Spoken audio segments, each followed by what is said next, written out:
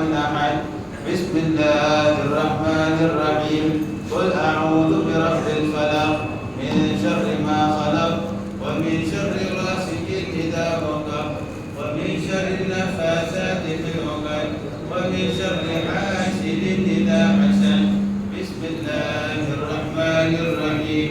قل أعوذ برب الفلق من شر ما خلق ومن شر غاسق إذا وقب ومن شر النفاثات في العقد ومن شر حاسد إذا حسد. بسم الله الرحمن الرحيم. قل أعوذ برب الفلق من شر ما خلق ومن شر غاسق إذا وقب ومن شر النفاثات في العقد ومن شر حاسد إذا حسد. بسم الله الرحمن الرحيم. قل أعوذ برب الناس ملك الناس إله الناس من شر الوسواس الخناس الذي يوسوس في صدور الناس من الجنة والناس. بسم الله الرحمن الرحيم. قل أعوذ برب الناس ملك الناس إله الناس من شر الوسواس الخناس الذي يوسوس في صدور الناس من الجنة والناس. بسم الله الرحمن الرحيم. قل أعوذ برب الناس ملك الناس إله الناس من شر الوسواس الخناس الذي يوسوس في صدور الناس من الجنة والناس. رب أعوذ بك من همزات الشياطين وأعوذ بك رب أن يحضرون. رب أعوذ بك من همزات الشياطين وأعوذ بك رب أن يحضرون. رب أعوذ بك من همزات الشياطين وأعوذ بك رب أن يحضرون. أفحسبتم أنما خلقناكم عبثا وأنكم إلينا لا ترجعون. فتعالى الله الملك الحق لا إله إلا هو رب العرش الكريم. ومن يدع مع الله إلها آخر لا برهان له به فإنما حسابه عند ربه إنه لا يفلح الكافرون. وقل رب اغفر وارحم وأنت خير الراحمين. فسبحان الله حين تمسون وحين تصبحون وله الحمد في السماوات والأرض وعشيا وحين تظهرون. يخرج الحي من الميت ويخرج الميت من الحي ويحيي الأرض بعد موتها وكذلك تخرجون. أعوذ بالله السميع العليم من الشيطان الرجيم. أعوذ بالله السميع العليم من الشيطان الرجيم. أعوذ بالله السميع العليم من الشيطان الرجيم. لو أنزلنا هذا القرآن على جبل لرأيته خاشعا متصدعا من خشية الله. وتلك الأمثال نضربها للناس لعلهم يتفكرون. والله الذي لا إله إلا هو عالم الغيب والشهادة هو الرحمن الرحيم. والله الذي لا إله إلا هو الملك القدوس السلام المؤمن المهيمن العزيز الجبار المتكبر. سبحان الله عما يشركون. والله الخالق البارئ المصور له الأسماء الحسنى يسبح له ما في السماوات والأرض وهو العزيز الحكيم.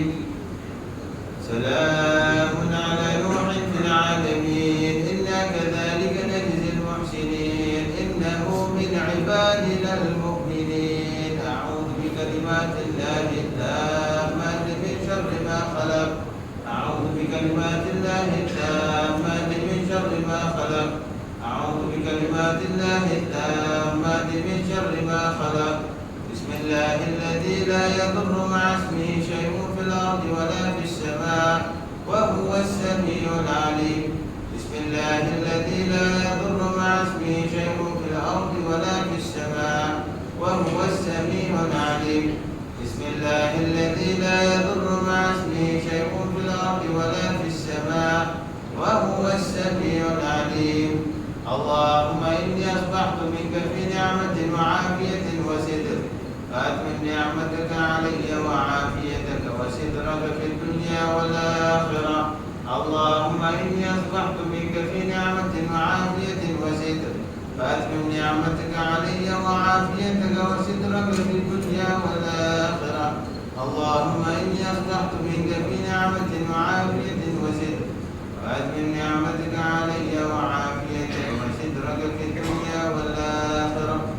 اللهم إني أصبحت أشهدك وأشهد حملة عرشك وملائكتك وجميع خلقك أنك أنت الله لا إله إلا أنت وحدك لا شريك لك، وأن سيدنا محمدا عبدك ورسولك.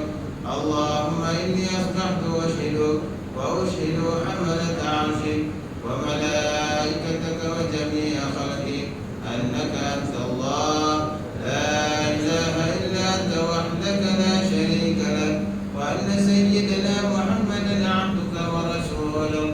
اللهم إني أصبحت أشهدك وأشهد حملة عرشك وملائكتك وجميع خلقك أنك أنت الله لا إله إلا أنت وحدك لا شريك لك، وأن سيدنا محمدا عبدك ورسولك. اللهم إني أصبحت أشهدك وأشهد حملة عرشك وملائكتك وجميع خلقك أنك أنت الله لا إله إلا أنت وحدك لا شريك لك، وأن سيدنا محمدا عبدك ورسولك. الحمد لله رب العالمين حمدا يوافي نعمه ويكافئ مزيدا. الحمد لله رب العالمين حمدا يوافي نعمه ويكافئ مزيدا. الحمد لله رب العالمين حمدا يوافي نعمه ويكافئ مزيدا. آمنت بالله العظيم وكفرت بالجبت والطاغوت واستمسكت بالعروة الوثقى لا انفصام لها والله سميع عليم. آمنت بالله العظيم وكفرت بالجبت والطاغوت واستمسكت بالعروة الوثقى لا انفصام لها والله سميع عليم. آمنت بالله العظيم وكفرت بالجبت والطاغوت واستمسكت بالعروة الوثقى لا انفصام لها والله سميع عليم. رضيت بالله ربا وبالإسلام دينا وبمحمد صلى الله عليه وآله وسلم نبيا ورسولا.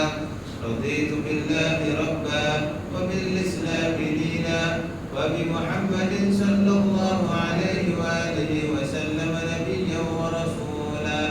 رضيت بالله ربا وبالإسلام دينا وبمحمد صلى الله عليه وآله وسلم نبيا ورسولا. حسبي الله لا إله إلا هو عليه توكلت وهو رب العرش العظيم. حسبي الله لا إله إلا هو عليه توكلت وهو رب العرش العظيم. حسبي الله لا إله إلا هو عليه توكلت وهو رب العرش العظيم. حسبي الله لا إله إلا هو عليه توكلت وهو رب العرش العظيم. حسبي الله لا إله إلا هو عليه توكلت وهو رب العرش العظيم. حسبي الله لا إله إلا هو عليه توكلت وهو رب العرش العظيم. حسبي الله لا إله إلا هو عليه توكلت وهو رب العرش العظيم. اللهم صل على سيدنا محمد وآله وصحبه وسلم. اللهم صل على سيدنا محمد وآله وصحبه وسلم. اللهم صل على سيدنا محمد وآله وصحبه وسلم. اللهم صل على سيدنا محمد وآله وصحبه وسلم. اللهم صل على سيدنا محمد وآله وصحبه وسلم. اللهم صل على سيدنا محمد وآله وصحبه وسلم. اللهم صل على سيدنا محمد وآله وصحبه وسلم. اللهم صل على سيدنا محمد وآله وصحبه وسلم.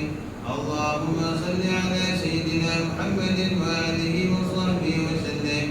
اللهم صل على سيدنا محمد وآله وصحبه وسلم. اللهم إني أسألك من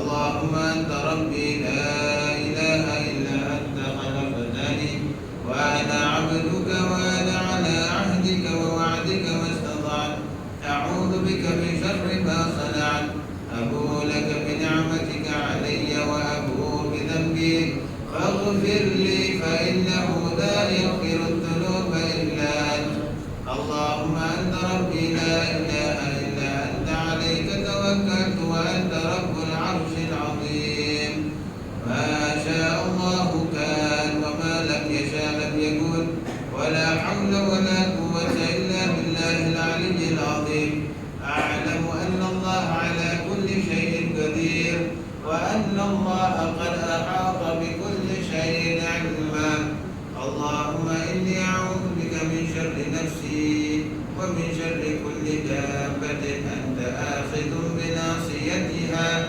إن ربي على صراط مستقيم يا حي يا قيوم برحمتك أستغيث ومن عذابك نستجير أصلح لي شأني كله ولا تكلني إلى نفسي ولا إلى أحد من خلقك طرفة عين اللهم إني أعوذ بك من الهم والحزن وأعوذ بك من العجز والكسل وأعوذ بك من الجبن والبخل وأعوذ بك من غلبة الدين وقهر الرجال اللهم إني أسألك العافية في الدنيا والآخرة اللهم إني أسألك العفو والعافية والمعافاة الدائمة في ديني ودنياي وأهلي ومالي اللهم استر عوراتي وآمن روعاتي اللهم احفظني من بين يدي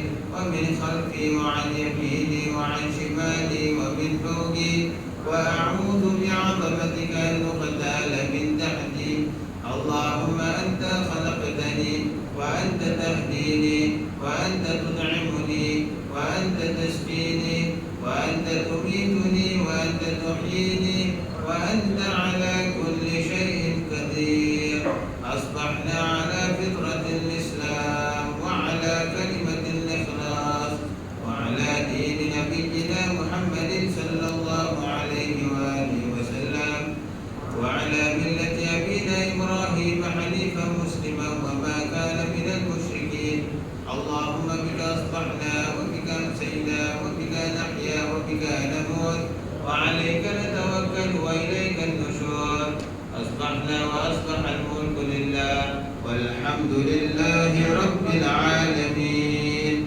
اللهم إني أسألك خير هذا اليوم فتحه ونصره ونوره وبركته وهداه اللهم إني أسألك خير هذا اليوم وخير ما فيه وخير ما قبله وخير ما بعده وأعوذ بك من شر هذا اليوم وشر ما فيه وشر ما قبله وشر ما بعده اللهم ما أصبح بي من نعمة أو بأحد من خلقك فمنك وحدك لا شريك لك فلك الحمد ولك الشكر على ذلك سبحان الله وبحمده عدد خلقه ورضا نفسه وزنة عرشه ومداد كلماته سبحان الله وبحمده عدد خلقه ورضا نفسه وزنة عرشه ومداد كلماته سبحان الله وبحمده عدد خلقه ورضا نفسه وزنة عرشه ومداد كلماته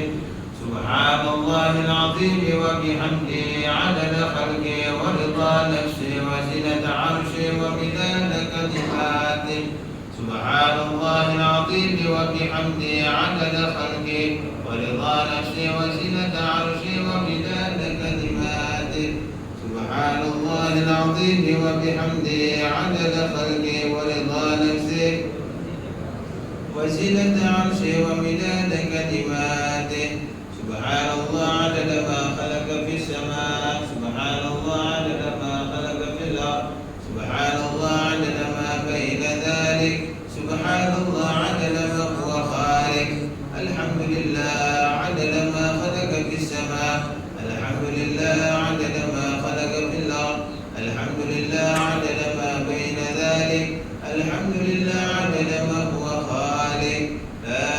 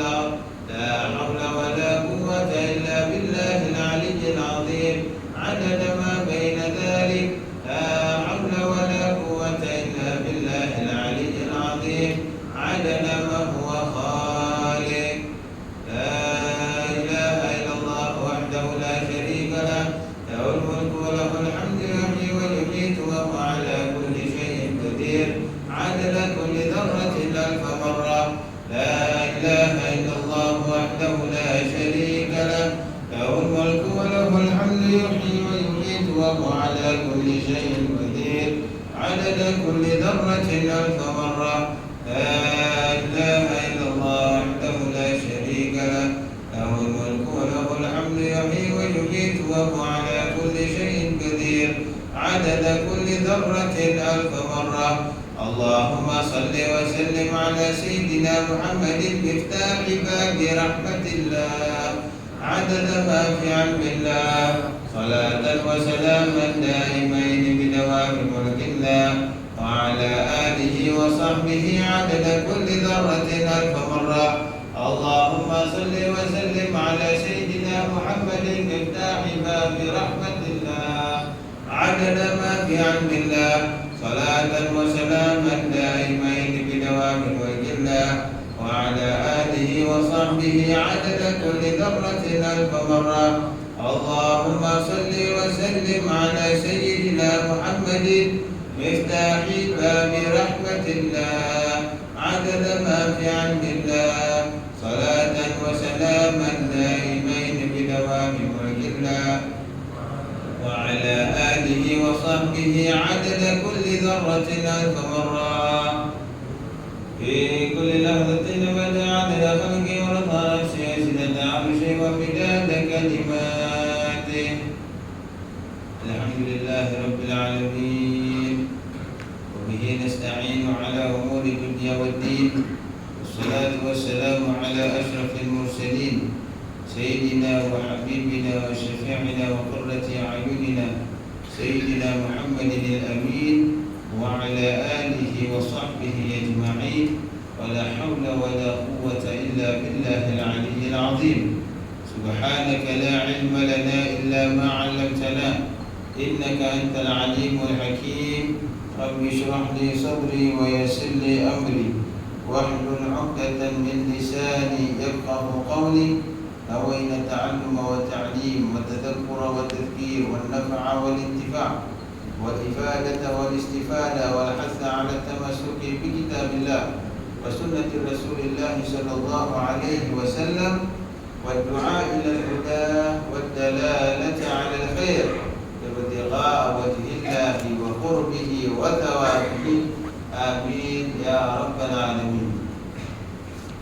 Alhamdulillah, panjatkan segala puji dan setinggi-tinggi syukur kepada Allah Subhanahu wa taala atas kesempatan yang diizinkan dan diberikan oleh Allah Subhanahu wa taala, nikmat yang tidak terkira, nikmat kesihatan. Diberikan Allah Subhanahu wa taala kesihatan kepada kita, dan diberikan oleh Allah Subhanahu wa taala peluang untuk kita bertemu dengan bulan Ramadan, dan kita telah berada di dalam 10 akhir bulan Ramadan. Moga-moga Allah Subhanahu wa taala memanjangkan usia kita dalam ketaatan kepada-Nya dan Rasul-Nya. Moga-moga Allah menambahkan taufik kepada kita untuk meneruskan ibadah dan tingkatkan kualiti ibadah kita kepada Allah Subhanahu wa taala dengan penuh keikhlasan. Moga-moga Allah terima puasa kita, Allah terima solat kita, Allah terima bacaan Quran kita, Allah terima khataman kita, Allah terima zakat kita, Allah terima sedekah kita, Allah terima segala kebaikan yang kita lakukan dalam bulan yang mulia ini. Dan moga Allah menambahkan taufik untuk kita teruskan perbuatan kebaikan yang kita lakukan dalam bulan ini pada bulan-bulan yang akan datang dan seterusnya hingga akhir hayat kita, insya-Allah. Moga-moga Allah SWT menjadikan majlis kita majlis yang dipandang dan diridai Allah, diberikan taufik oleh Allah, diterangkan hati kita dengan cahaya iman dan takwa, dilimpahkan kita ilmu yang bermanfaat. Dan moga-moga Allah SWT dengan berkat majlis ini Allah mengangkatkan darjat kita di sisinya, Allah mengampunkan dosa-dosa kita, Allah memelihara kita dari segala fitnah bencana akhir zaman. Dan moga-moga Allah Subhanahu wa taala memuliakan kita husnul khatimah dan kebangkitan bersama baginda Muhammad sallallahu alaihi wasallam di akhirat kelak. Amin ya rabbal alamin. Alhamdulillah. Hadirin hadirat dirahmati Allah Subhanahu wa taala, sambungan kita dalam kitab Minhajul Abidin karangan Al-Imam Al-Ghazali rahimahullah taala wa nafa'ana bihi fid darin radhiyallahu anhu. Telah kita masuk dalam bab yang ketiga, peringkat-peringkat rintangan yang akan ditempuh oleh seseorang hamba untuk menuju pendekatan kepada Allah Subhanahu wa taala. Dalam pembahasan yang pertama telah kita membahaskan perkara yang pertama yang menjadi godaan ataupun penghalang ibadat kita kepada Allah Subhanahu wa taala. Dan yang pertama adalah dunia dan seisinya. Apa yang Imam Ghazali akan ajarkan adalah petua untuk kita memilih mana yang lebih baik untuk kita. Ini rintangan dunia dan isinya tidak boleh dielakkan oleh seseorang manusia yang hidup di dunia. Pasti dia akan digoda dengan kemewahan dunia, dia akan digoda dengan kesenangan dunia, dia akan digoda dengan kenikmatan yang diberikan ataupun telah didapatkan oleh orang-orang di sekeliling. Maka ini adalah perkara yang lazim, perkara yang biasa. Maka itu Nabi sallallahu alaihi wasallam mengajarkan kita beberapa perkara untuk menempuh godaan dan rintangan-rintangan ini. Antaranya adalah doa-doa dan wirid-wirid dan zikir-zikir yang kita amalkan baru tadi. Kerana yang penting adalah untuk kita tidak menaklukkan hati kita dengan dunia. Itu yang pertama. Maka itu kata Imam Ghazali dalam sini, adapun yang mengharuskan kita melakukan sedemikian adalah ibadat yang lurus dan banyak. Yang ini memperbanyakkan melakukan ibadat. Dan kita telah membahaskan bahawasanya terdapat tariqat ataupun perjalanan Sayyidina Abu Darda radhiyallahu anhu, dan begitu juga dengan perjalanan Sayyidina Abdul Rahman bin Auf, dua sahabat Nabi sallallahu alaihi wasallam yang hebat belaka. Cuma yang satu itu memilih untuk meninggalkan dunianya dan menuju akhirat. Meninggalkan dunianya terus, yakni dia dikatakan istilah beliau mentalak dunia talak 3. Macam mana tu talak? Yang ni tak boleh kembali balik dah. Nak kata rujuknya nombor.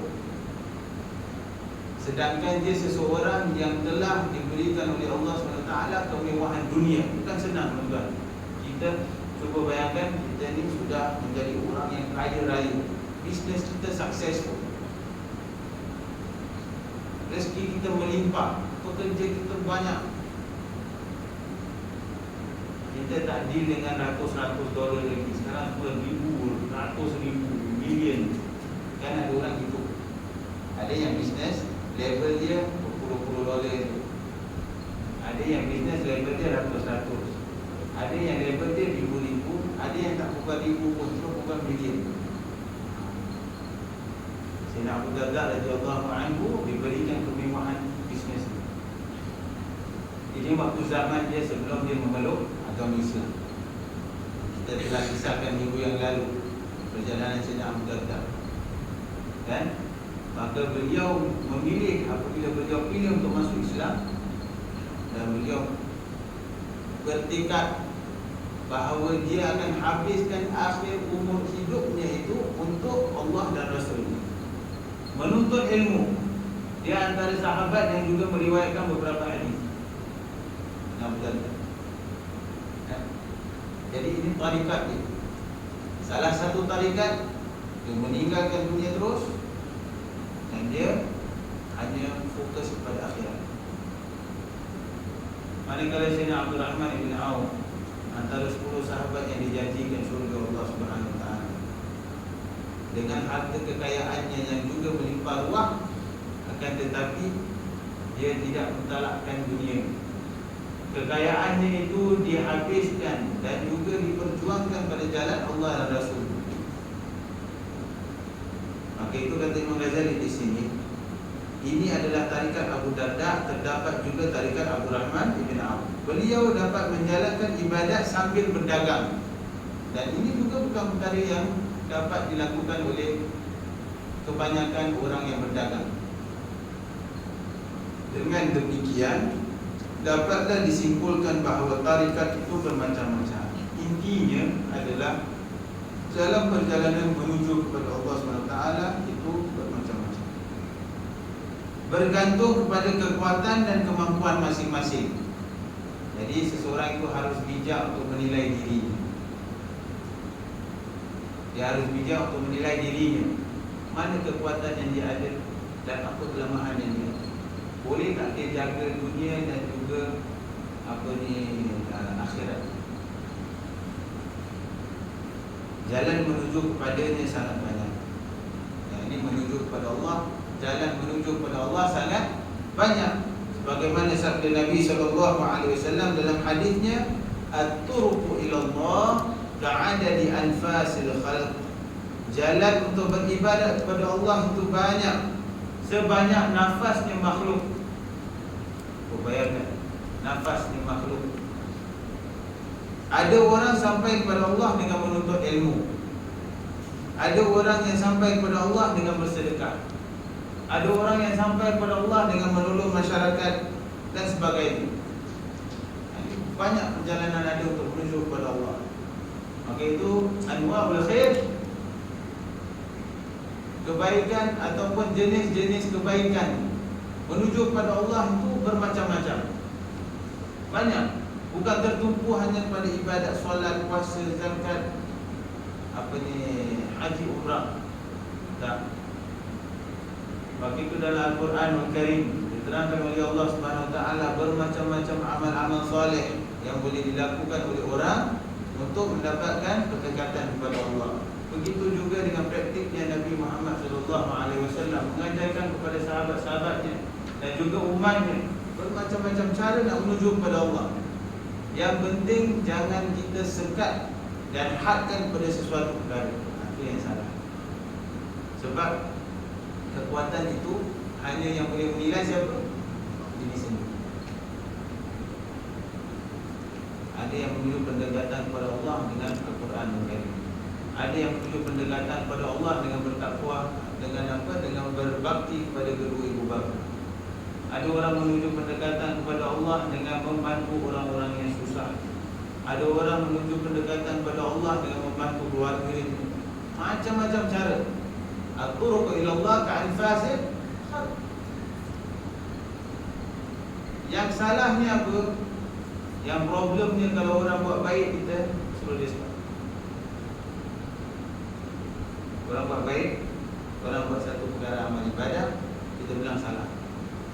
Oh, itu tak boleh, tak ada dalilnya, tak ada perkara ni. Itu salah.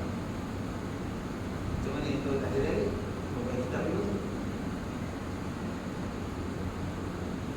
Sohbatus salihin, duduk dengan orang-orang salih, mereka telah diberikan sir, asrar, rahsia Allah Subhanahu Wa Taala, pendekatan yang diajarkan oleh Nabi Muhammad SAW.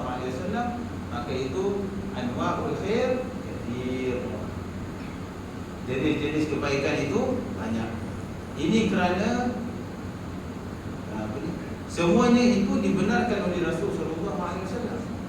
Mengajar mengatakan di sini. Jadi perjalanan yang berbeza-beza itu dibenarkan oleh Nabi sallallahu alaihi wasallam, seperti tarikat Abu Darda yang hanya mengambil untuk beribadat dan tinggalkan dagangan. Ini kerana walaupun beliau tidak berdagang, ada sebab. Ini kerana walaupun beliau tidak berdagang, bekalan hidupnya sudah cukup tersedia. Stok dia banyak. Ini spare. Berapa banyak saving saya dah ada. Bolehlah kita nak dunia. Menjadi satu permasalahan kalau seseorang itu dunianya masih sempit, financialnya masih sempit, kemudian dia bilang tak nak kerja, tak apa, Allah yang kasih rezeki dia. Cuba kisahkan satu kisah daripada Sayyidina Umar bin Khattab radhiyallahu anhu melihat seseorang sahabat yang muda yang ada keluarga, dan beliau pilih untuk tidak bekerja, duduk di dalam masjid untuk beribadah. Sayyidina Umar nampak, Sayyidina Umar tanya, apa kau fikir? Kenapa kau tak pergi kerja? Dia bilang rezeki daripada Allah. Sayyidina Umar ambil selipar dia pukul.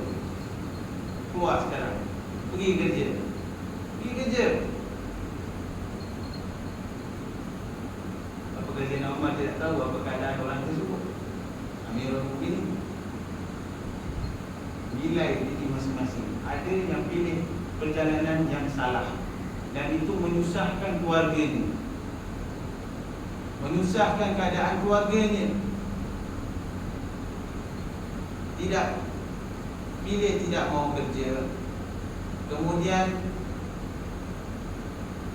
akhirnya keluarganya melibat, tak ada tempat nak tinggal, makanan harian tak cukup, isteri dan anak-anaknya itu diajar untuk meminta. Ini perjalanan yang salah, bukan betul. Bahkan ada yang lagi dalam keadaan tersebut niat nak kahwin lagi, nak tambah banyak anak. Kenapa? Sunnah. Sunnah bukan terhad pada itu sahaja, tuan-tuan. Sunnah Rasulullah SAW itu banyak.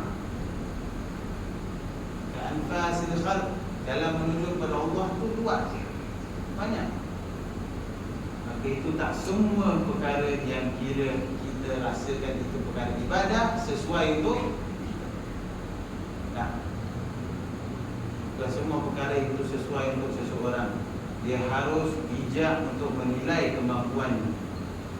La yukallifullahu nafsan illa wus'aha, laha ma kasabat wa 'alaiha ma kasabat. Allah tidak pernah memberikan seseorang itu sesuatu yang lebih daripada kemampuannya.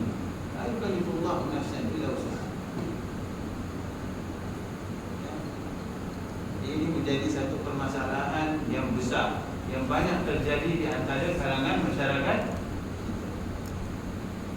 Harus berubah mindset, harus berubah pendidikannya, harus berubah cara penghidupannya. Macam mana? Satu je, belajar ilmu. Dengan ilmu, masyarakat akan hidup dengan aman dan sejahtera. Maka itu perjalanan ini harus dipilih dengan bijak. Jika seseorang merasa tenteram dengan sesuatu perkara, misalnya dalam mencari rezeki sambil beribadah, maka dia tidak perlu meninggalkannya. Kalau orang tu rasa tenteram, dalam waktu dia bekerja, masih ada waktu untuk dia beribadah, dan dia rasa okey, tak ada stres, relax, tak ada sampai dia bekerja sehingga dia terpaksa tinggalkan ibadah. Ini orang mendapatkan satu kenikmatan, dia boleh bekerja untuk mendapatkan hasil pencarian, dan dia juga boleh beribadah dengan tenang. Apakah itu wajar untuk dia memberhentikan pekerjaannya? Tak wajar. Kalau dia rasa tenteram, orang yang sudah rasa tenteram mengerjakan ibadat sambil berusaha ala kadar, tidak berkeinginan untuk menjadi saudagar yang terkenal sehingga meninggalkan amal ibadat. Demikian pula seorang saudagar yang kaya raya yang merasa tenteram menjalankan ibadat, tidak seharusnya dia membuang hartanya dengan sia-sia, kerana dia khawatiri setelah hartanya habis, ibadatnya juga akan turut berhenti. Ada orang dia rasa dia ada harta yang banyak, dia kemudian terus fokus pada ibadah, dalam keadaan yang sama dia habiskan hartanya pada benda-benda yang sia-sia. Ini pun banyak terjadi, kan? Akhirnya ibadahnya terganggu, berhenti, habisnya harta, ibadah dia pun habis. Ini pun masalah juga, kan? Sayyidina Umar radhiyallahu anhu berkata, jika dunia dan akhirat dapat berkumpul pada orang lain, tentu pada diriku juga dapat, kerana aku diberi oleh Tuhan kekuatan dan kehalusan. Dengan memerhatikan riwayat tersebut, hendaklah kita memilih yang selamat. Pilihan yang selamat, untuk membuat sesuatu pilihan yang selamat itu bukan pilihan yang mudah. Harus di-analyze betul-betul, harus difikir betul konsekuensi dia. Sebab kalau suatu perkara sudah dilakukan, susah untuk kita patah dapat. Maka ini perlukan kepada kecerdasan, kebijaksanaan. Hendaklah kita memilih yang selamat dan meninggalkan yang tidak kekal, kerana keselamatan itu diberikan oleh Allah kepada orang yang mengikuti petunjuk, Inilah pilihan orang yang beriman kepada akhirat. Adapun orang yang tidak beriman kepada akhirat tentu akan memilih dunia yang fana dan meninggalkan akhirat. Bezanya kita orang beriman dengan orang yang tidak beriman, adanya diajarkan oleh Nabi SAW sifatul qanaah, merasa cukup dengan apa yang kita ada, merasa tenteram dengan apa yang kita ada, dan merasa cukup dengan kenikmatan yang Allah berikan kepadanya. Ini dapat menghapuskan dalam dirinya itu sifat iri hati, sifat hasad kepada orang lain. Innal hasada yaqulul hasanat. Sifat hasad ni bahaya. Kalau orang tu dah ada iri hati, dia inginkan seperti orang lain dapat,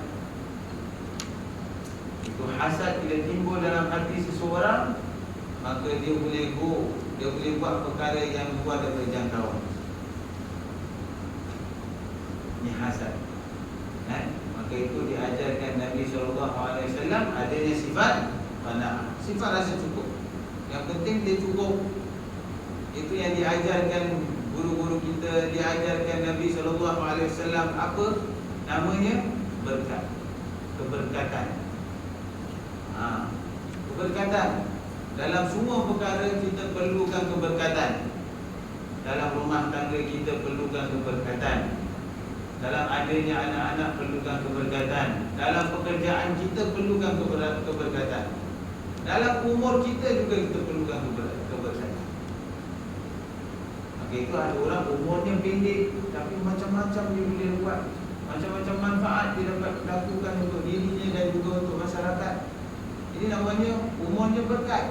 Ada orang umurnya panjang tapi tak berkat. Ada orang hartanya banyak tapi tak berkat. Tapi ada orang hartanya sikit tapi berkat.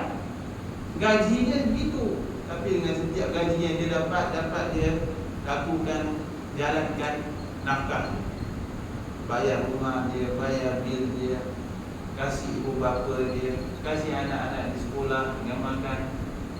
Rasa cukup, alhamdulillah. Jadi apa tu dia panggil amount, kan? Tak boleh menentukan keberkatan, tak boleh memberikan keberkatan.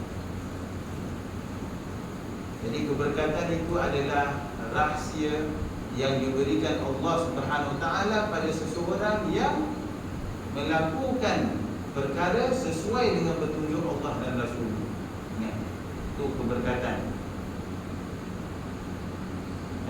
Itu keberkatan. Jadi bila seseorang mendapatkan keberkatan, maka hidupnya di dunia akan aman. Aman.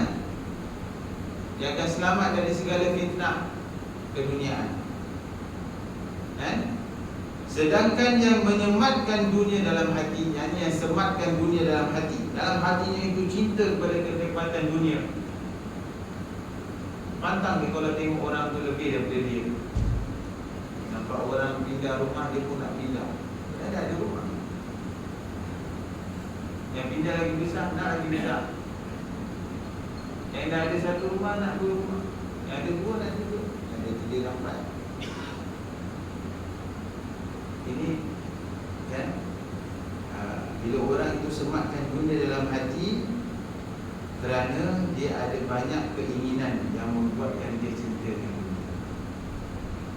Dia ada banyak keinginan yang buatkan dia cintakan dunia. Sabda Nabi SAW, man ahabba dunya adarra bi akhirati. Tuan, kita perhatikan hadis Nabi SAW ni mengenai dunia. Kata beliau, barang siapa mencintai dunia, urusan akhiratnya akan tercicir. Yani akan sedikit. Siapa yang cintakan dunia, urusan akhiratnya akan tercicir. Sabda Nabi SAW lagi, wa man ahabba akhirati adarra bi dunya. Dan barang siapa mencintai akhirat, maka akan berkurang dunianya. Fa'athiru ma yabqa ala yafna. maka pilihlah yang kekal daripada yang cepat binasa. Yang kekal itu apa? Wal akhiratu khairun wa abqa. Kehidupan akhirat dia lebih kekal dan dia lebih baik. Orang yang beriman, yang bijak, yang tahu nilai akhirat dan tahu umur akhiratnya itu panjang, yang mana umurnya akan habis di akhirat dibandingkan dunia ni.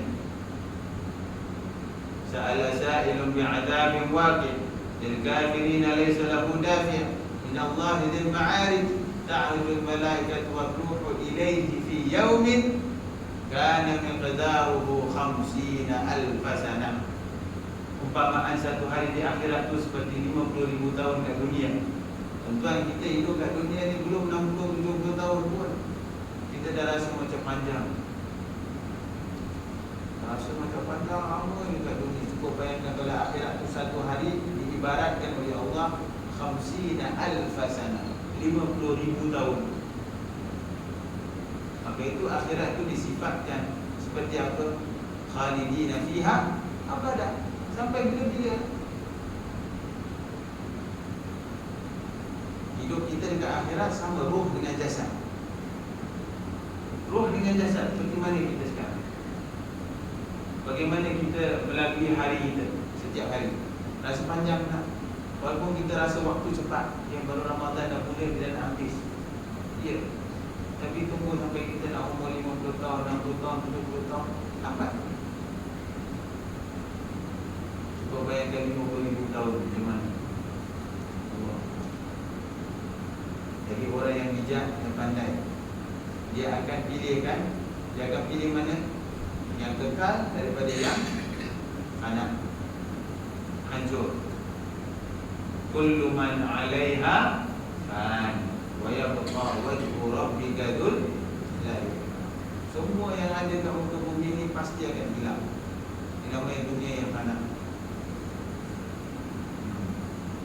Jadi Nabi SAW dah kasih tips. Siapa yang pilih akhirat, dunianya akan berkurang. Siapa yang pilih dunia, akhiratnya akan berkurang. Jadi tak mungkin you boleh combine dua. Itu hanya pemberian Allah SWT pada apa sesetengah orang. Seperti Sayyidina Abdul Rahman bin Auf, dia ada diberikan oleh Allah SWT itu. Seorang sahabat dijanjikan syurga, kaya raya, tapi dia habiskan hartanya semua pada jalan Allah dan Rasul-Nya. Dijanjikan syurga, 10 sahabat, antara 10 sahabat yang masuk syurga tanpa hisab, garanti. Itu pun dia yang paling last masuk sebab hartanya paling banyak, kena hisab.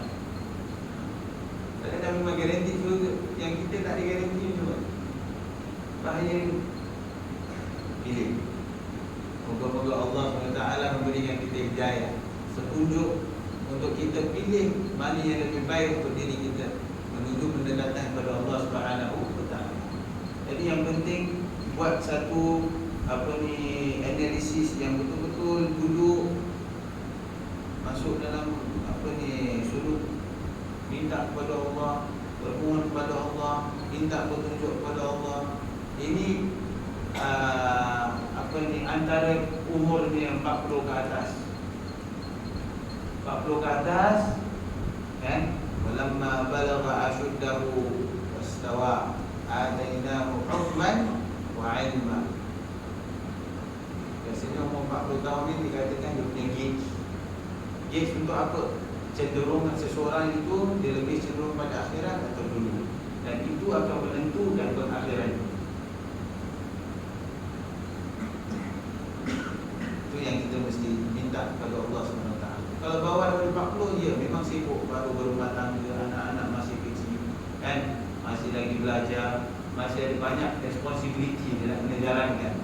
Kalau 40, dia dah kena start pilih jalan dia lebih banyak. Lebihkan ibadah daripada dulu. Jangan tinggalkan dunia terus, memang tak boleh pun. Sebab masih perlu teruskan kehidupan harian, tapi pilihannya lebih banyakkan mana? Akhirat. Lebih banyakkan baca Quran, lebih banyakkan berzikir, berwirid, solat. solat wajib, solat sunat, yang 3, yang rawatib, minimum lah, minimum. Dan dengan mengamalkan hadis tersebut, seseorang tidak akan merasa susah ataupun rendah diri. Ini kerana semua perbuatan jika dimaksudkan atau diniatkan untuk akhirat, maka dia akan terpisah dari dunia. Innamal a'malu binniyat wa innamal likulli imri'in ma nawa. Hadis masyhur. Niat. Siapa yang niat semua perbuatan dunia yang dia buat, dia niat untuk akhirat, maka dia akan terpisah daripada dunia. Apa pekerjaan pun dihitung oleh Allah sebagai jihad fisabilillah. Infak yang dilakukan pun dengan hasil yang you cari, diberikan ganjaran oleh Allah Subhanahu wa taala. Maka itu niat. Niat itu penting. Contohnya seseorang pedagang. Al-Ghazali kasih contoh. Seorang pedagang, dia ada niat untuk mendapatkan rezeki demi beribadat kepada Allah. Maka dagangan yang demikian dikira amalan akhirat selagi mana niatnya benar-benar dilaksanakan. Apabila lahiriah seseorang sibuk mencari bekalan dunia, demikian jugalah keadaan batinnya yang akan merasa sukar untuk beribadat dengan sebenar-benarnya. Akan tetapi, jika berpaling dari dunia zahir dan batin, seseorang itu akan merasa mudah untuk mengerjakan ibadat. Bahkan setiap anggota badan akan menolongnya untuk beribadat. Sayyidina Salman Al-Farisi berkata radhiyallahu anhu, sesungguhnya hamba Allah, jika dia berzuhud terhadap dunia, hatinya akan bersinar dengan hikmah, dan anggota badannya pula akan saling bantu-membantu untuk beribadat.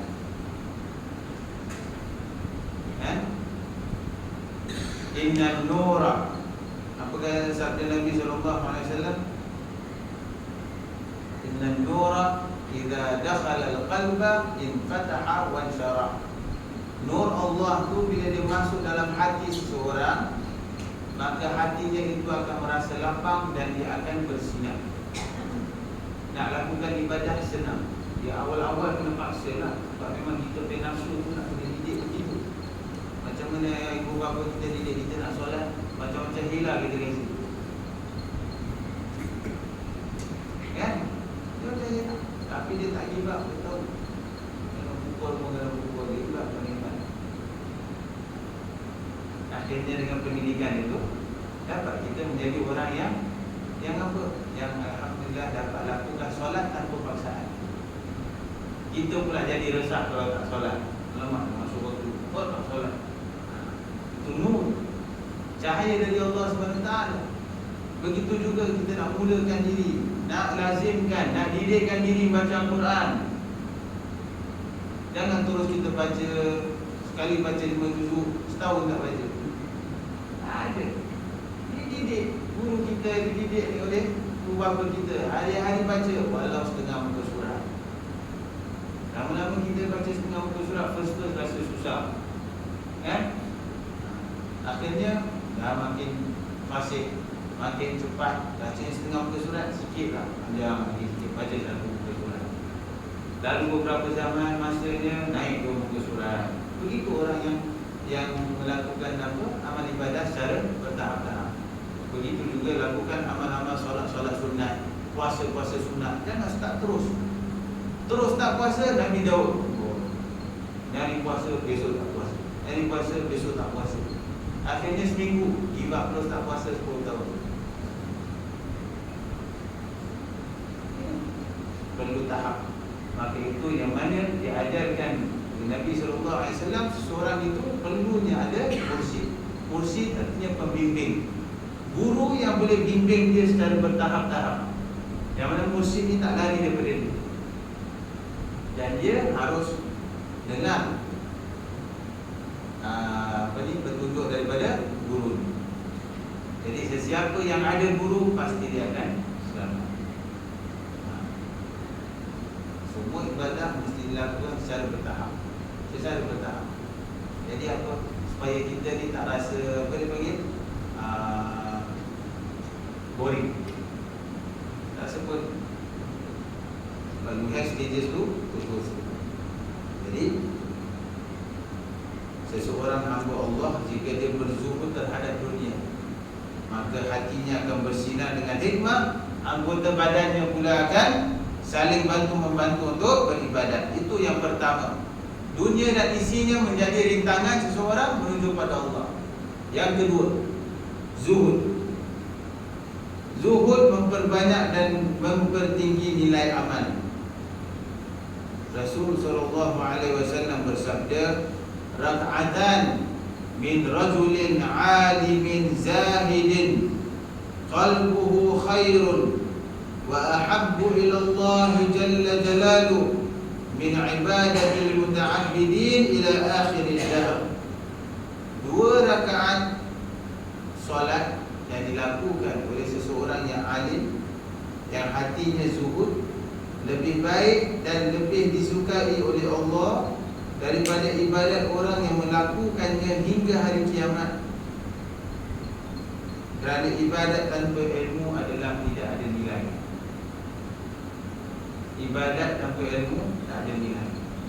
Orang alim yang zahid, dia solat 2 rakaat, itu lebih berharga dan bernilai daripada seseorang yang melakukan ibadat hingga akhir tanpa ilmu. Bila ibadat lebih mulia dan lebih banyak pahalanya dengan zuhud, maka wajib ke atas orang yang menginginkan ibadat yang sebenar berzuhud dan tajarrud terhadap dunia. Penyusun berpendapat bahawa zuhud bukan hanya untuk keselamatan akhirat, tetapi juga untuk keselamatan dan kebahagiaan dunia yang semurni-murni. Ini kerana dengan adanya zuhud, maka tidak akan ada kejahatan seperti rasuah, penipuan, pembunuhan dan sebagainya. Ya, orang banyak lakukan macam ini kenapa? Sebab tamak. Tipu satu sama lain. Dalam dia berdagang tipu, dalam dia kerja pun dia tipu, dengan masa dia pun dia tipu. Dia cuma nak nampak hartanya banyak. Dia nampak je nilai itu. Itu tidak ada keberkatan dalam rezeki. Curi harta orang, bahkan ada yang sampai bunuh-membunuh. Sebab apa? Nak kejarkan kenikmatan dunia lah. Apa lagi? What else? Kan? Dengan demikian, kemajuan dunia akan tercapai dengan harmoni. Dengan adanya zuhud, tidak akan ada orang yang meremehkan urusan-urusan penting yang dapat memajukan dunia seperti urusan teknik, ekonomi, sosial dan sebagainya. Menurut para ulama, zuhud itu ada 2. Yang pertama, zuhud yang mampu dilakukan oleh hamba Allah, dan yang kedua, zuhud yang tidak dapat dilaksanakan oleh hamba Allah. Kemudian zuhud yang mampu dikerjakan oleh Allah terbahagi kepada 3. So first, zuhud ni ada 2 cabang.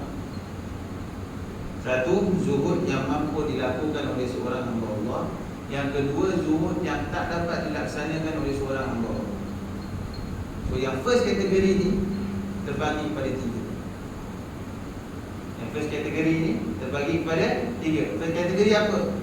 Mampu ke tak mampu? Yang mampu. Yang mampu dilakukan oleh hamba Allah. Sifat zuhud ni ada 3 macam. Yang pertama, tidak mengejar kesenangan dunia yang tidak dimiliki. Perhatikan, tuan, ingat. Zuhud pertama yang mampu, ini mampu dilakukan oleh setiap orang. Maka itu yang sifat qanaah ni akan menahankan diri dia daripada sifat tamak. Apa dia? Tidak mengejar kesenangan dunia yang tidak dimiliki.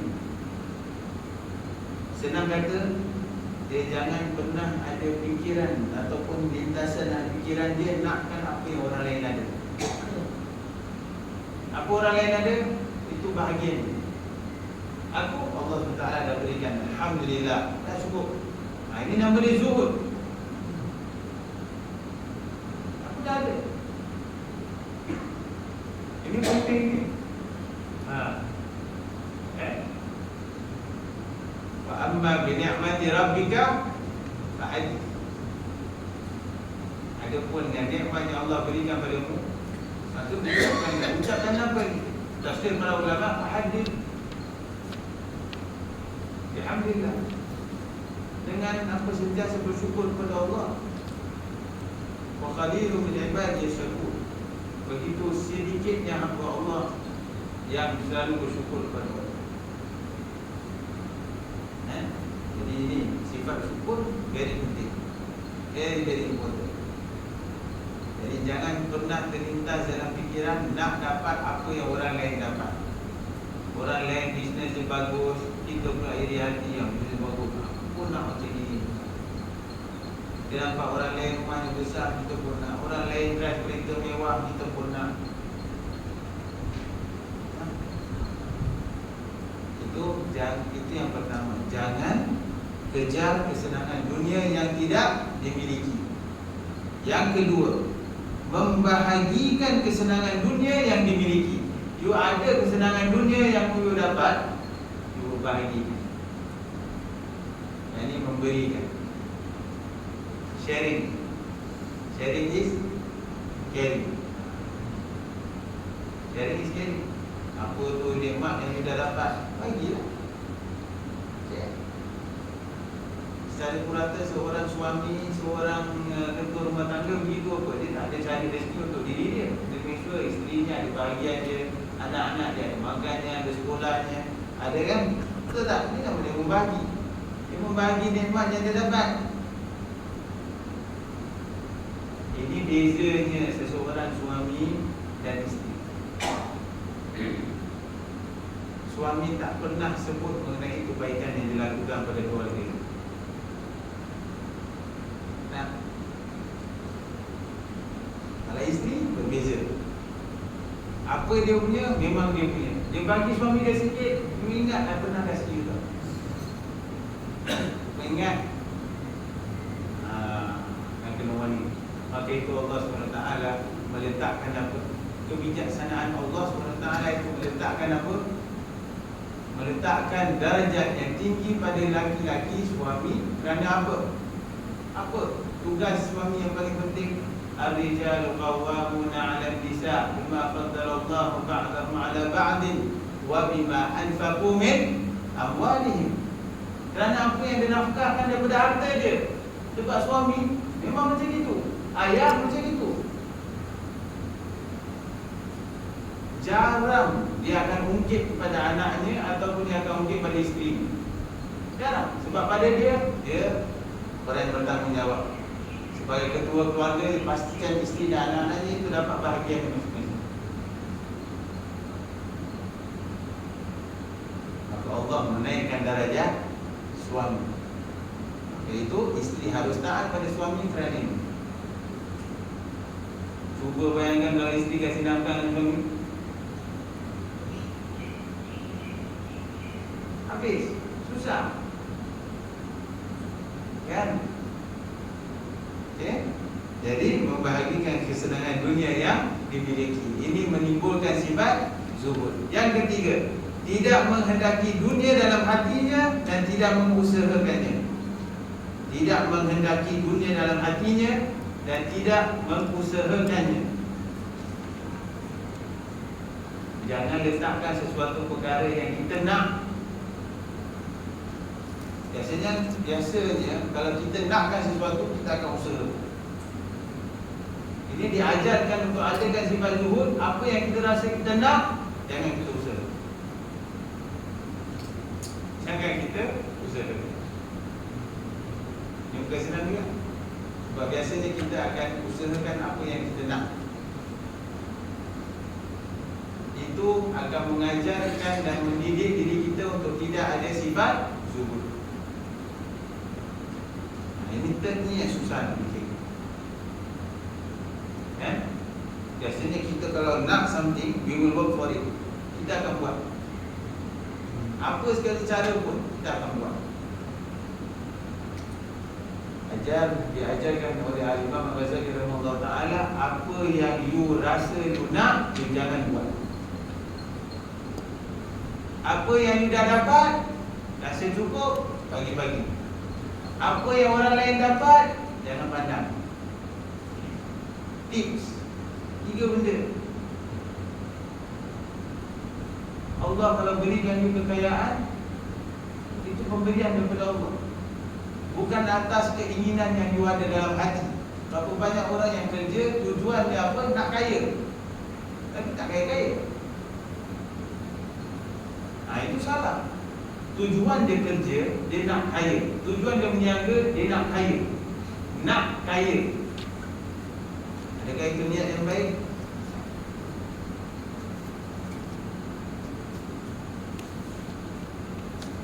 Jadi yang betulnya apa? Dia berniaga sahaja dengan cara yang jujur, cara yang ikhlas. Dia kerja dengan cara yang benar.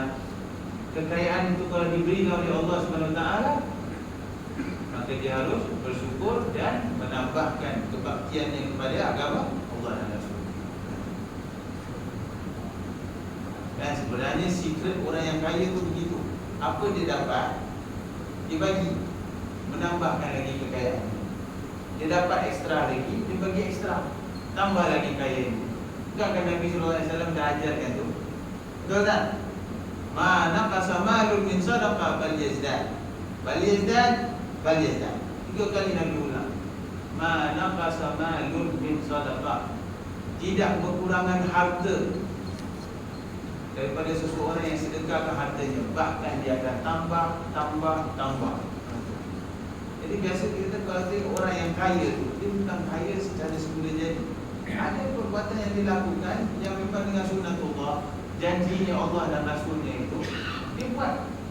Bila dia buat, Allah tambahkan lagi kekayaan dia. Dia buat, Allah tambahkan lagi kekayaan dia. Ini pendidikan yang baru kita buat. Kita biasanya nak sedekah, kita biasanya nak kasih orang, kita akan pilih yang paling sikit kan? Betul? Biasanya nak masuk tabung masjid, pilih $2 ke 10? Jujur. Hari-hari dia fikir, tengok purple merah, mana satu nak? Ada merah dengan biru, mana satu nak ambil? Kalau biru dengan orange, mana satu nak ambil?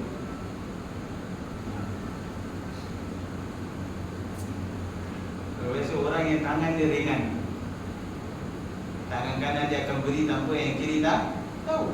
Tak kisah, tak apa. Sebab dia tahu apa yang dia beri itu, itulah hartanya. Itu Nabi SAW dah ajarkan. Hartamu adalah apa yang kamu berikan, bukan kamu simpan. Apa yang kamu simpan adalah harta warismu. Nak kasih kaya waris buat apa? Kita belum tentu dia akan habiskan harta yang kita wariskan pada dia untuk kita. Dia akan nanya. Ini orang yang bijak, dia ada kekayaan, dia ada buat berapa banyak. Jangan tunggu harta yang kita ada tu untuk anak-anak kita nanti untuk habiskan untuk pelajaran kita. Tak ada, dia akan gunakan. Kita ada duit, buat wakaf. Kita ada duit, buat rumah sekolah. Buat. Sebab itu yang akan jadi amal jariah nanti untuk kita. Untuk kita sendiri. Dalam perkara ini harus kita jadi orang yang waras. Maka itu Nabi SAW menghadkan, kan? Menghadkan harta ni kalau you nak, jangan sampai habiskan semua harta sehingga tak dapat tinggalkan sedikit untuk waris. Tinggalkan untuk waris, tapi seberapa banyak? Seperti itu. Yang lain itu sukan belajar. Jangan bagi sia-sia pada benda yang manfaatkan kita. Maka itu kita tengok macam sahibul masjid Abdul Razak, masjid-masjid yang buat ni semua, kan? Orang-orang tua kita yang dah meninggal, subhanallah, bikin masjid. Orang-orang salih, dia akan buat satu perkara yang dia tahu akan manfaatkan dia untuk di akhirat nanti. Dia wakaf masjid, dia bina masjid. Selagi mana orang beribadat dalam masjid tu, setiap satu orang yang buat ibadat, iktikaf, baca Quran, solat, semua pahala dia dapat. Kerana siapa yang betul kaya? Tidak. Begitu. Jadi kekayaan yang diberikan oleh Allah habis kembali dalam rumah. Jadi kita mesti didikkan dengan diri kita. Kan? Nak beri, dia beri yang paling banyak. Jangan sikit-sikit, kasih yang banyak. Kan? Jadi kita ada pun zuhud yang tidak mampu. Jadi itu tadi yang 3 zuhud yang mampu dilakukan ya. Seterusnya sikit lagi. Ada pun zuhud yang tidak mampu dilakukan oleh hamba Allah adalah segala sesuatu yang tidak dapat mempengaruhi hatinya untuk meninggalkan ibadat. Adapun zuhud yang tidak mampu dilakukan oleh seorang hamba Allah adalah segala sesuatu yang tidak dapat mempengaruhi hatinya untuk meninggalkan ibadat. Manakala zuhud yang mampu dilaksanakan oleh hamba Allah merupakan pendahuluan bagi zuhud yang tidak mampu dilaksanakan oleh hamba Allah. Ini first stage. Yang second stage tu yang susah. You nak kena tempuh yang first stage tadi, 3 perkara ni, baru you akan sampai pada second stage. Yang second stage tu apa? Kata Imam Ghazali, segala sesuatu yang tidak dapat mempengaruhi hatinya untuk meninggalkan ibadat. Bukan untuk nak buat ibadat, nak tinggalkan ibadat. Dia tak mampu nak tinggalkan ibadat sebab hatinya sudah dididik dengan kezuhudan. Kezuhudan apa? Untuk sentiasa membuat kebaikan. Jadi tak boleh tak, dia mesti buat. Ini second stage of zuhud, higher level. Kan? Seorang yang mampu melakukan zuhud yang mampu maksud, iaitu tidak menuntut dunia yang tidak dimiliki. Ulang lagi, tidak menuntut dunia yang tidak dimiliki, dan dapat membahagikan segala yang ada padanya dengan jalan yang diridai Allah. Di samping hatinya tidak sepenuhnya menghendaki dunia dan tidak mengusahakannya kerana mengharapkan ridha Allah, dan ini akan besarnya bahaya dunia. Ini berarti dia telah mewarisi sikap acuh terhadap dunia dan merasakan itu sesuatu yang bodoh dan mensia-siakan, maka itulah hakikat zuhud. Jadi kena hilangkan keinginan yang kita nak. Sebab yang menghancurkan diri kita ni apa? Keinginan. Aku nak, aku harap, aku nak. Betul nak? Nak. Buat.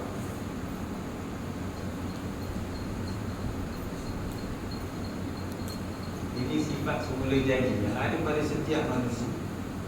Sampai itu tahap zuhud, apa yang dia nak, jangan bagi.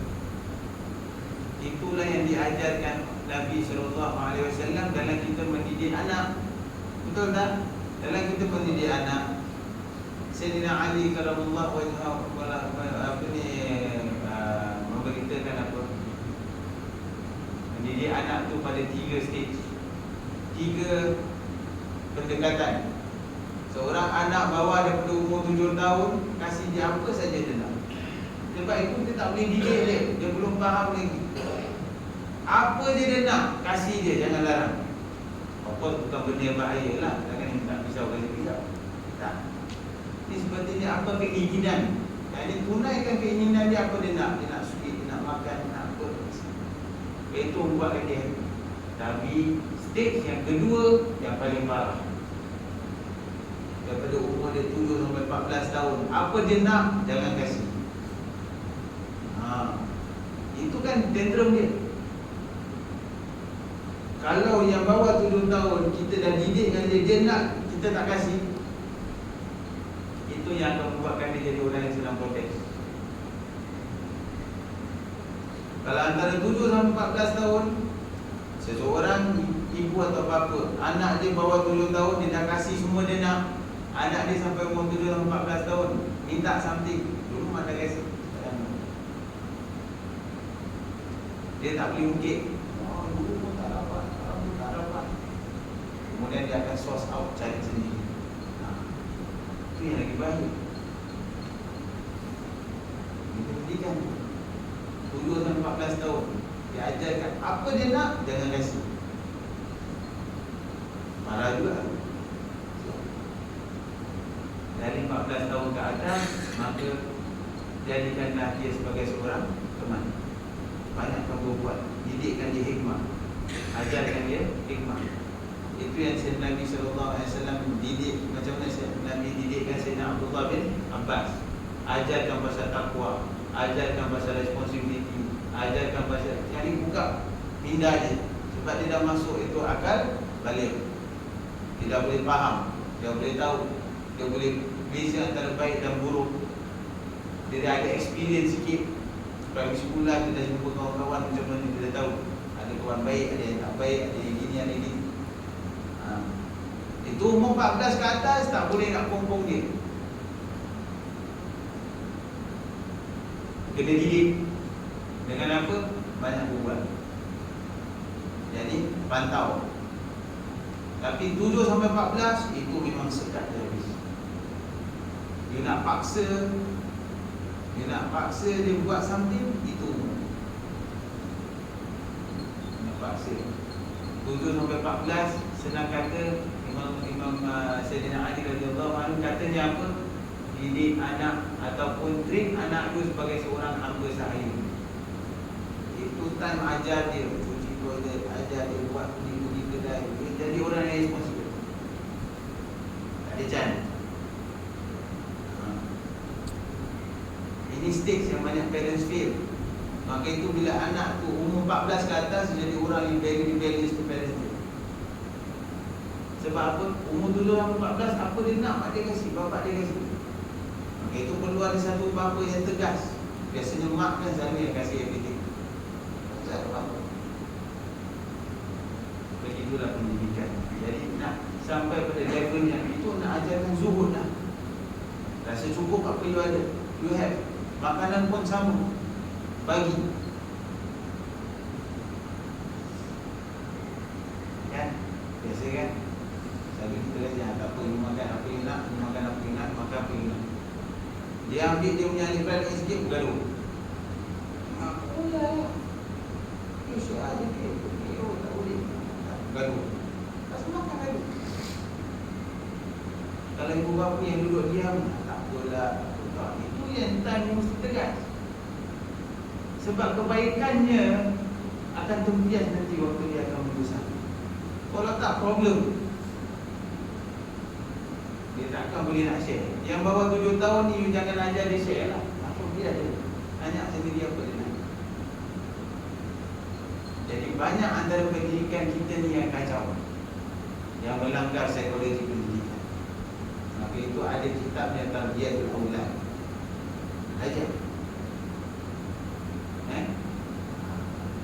Itu antara kita punya duty untuk kita didik anak.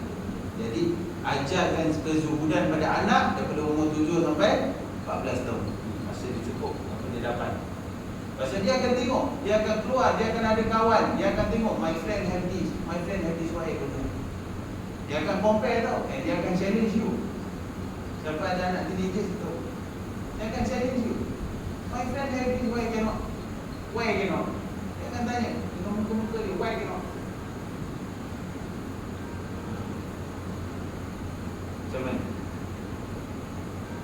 Jadi ajarkan kezuhudan. Ini masuk. Ini hakikat zuhud. Hakikat zuhud. Seterusnya dari ketiga-tiga jenis zuhud di atas, yang paling sukar adalah tidak adanya keinginan terhadap dunia. Ini dah highest level. Tak ada keinginan langsung pada dunia. Inilah peringkatnya para awliya salih. Kita ada keinginan langsung pada dunia.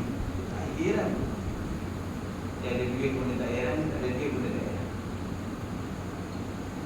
Para awliya salih, duduk dengan awliya salih, kita akan nampak. Kita akan nampak cara kehidupan mereka. Dan Allah Ta'ala alam bisawab. Moga-moga apa yang kita bahaskan menjadi manfaat untuk kita, menjadi perkara yang akan mendidikkan hati kita untuk sentiasa bersyukur kepada Allah SWT atas segala pemberiannya. Moga-moga Allah menambahkan taufik dan hidayah kepada kita, agar kita dapat melakukan perkara yang mendekatkan diri kita kepada Allah dan Rasulnya, akhirnya mencapai kebahagiaan di dunia dan di akhirat. Jadi Allah SWT puji dalam Al-Quran Al-Karim surah Al-Hasyr, Allah SWT puji Muhajirin dan Ansar. والذين تبوأوا الدار والإيمان من قبلهم يحبون من هاجر إليهم ولا يجدون في صدورهم حاجة مما أوتوا ويؤثرون على أنفسهم ولو كان بهم خصاصة ومن يوق شح نفسه فأولئك هم المفلحون. Dan orang yang berhijrah, yuhibbuna man hajara ilaihim, orang-orang Ansar ni, diorang terima orang-orang Muhajir, orang-orang yang hijrah dari Mekah, sahabat-sahabat yang datang dari Mekah dengan Nabi SAW yang tak ada apa-apa, ditinggalkan semua harta-hartanya kat Mekah. Dan orang-orang Ansar ni bukan orang-orang yang kaya. Orang-orang Ansar Madinah ni orang-orang yang miskin, tapi hati mereka besar. Hati mereka besar. Oh, kita kalau baca sejarah mengenai orang-orang Ansar, subhanallah. Sebab kata Nabi SAW, Al-Ansar minni. Ansar tu bahagian daripada aku. Siapa yang benci orang Ansar, dia bukan daripada golongan. Sebab orang Ansar ni dia banyak sacrificekan diri dia, harta dia, keluarga dia untuk apa? Untuk Nabi SAW dan sahabat-sahabat dia yang Muhajir. Walaupun dia perlu, walau kana bihim khasasah, wa yu'thiruna ala anfusihim. Wa yu'thiruna ala anfusihim. Ini yang kita perlu didik pada diri kita ni. Wa yu'thiruna ala anfusihim. Dia sentiasa mengutamakan orang lain daripada diri dia. Ini sifat Nabi SAW. Dia mengutamakan orang lain daripada dirinya, walau kana bihim khasasah. Walau dia sendiri yang betul-betul perlukan, tapi orang lain tu dia kasih. Wa may yuqa shuha nafsihi fa ulaika humul muflihun. Barang siapa yang dapat tahan diri dia daripada keinginan apa yang dia nak tu, mereka menjadi orang-orang yang berjaya. Sebab itu nak didik nafsu ni memang stage dia paling lama. Bukan senang, banyak perkara.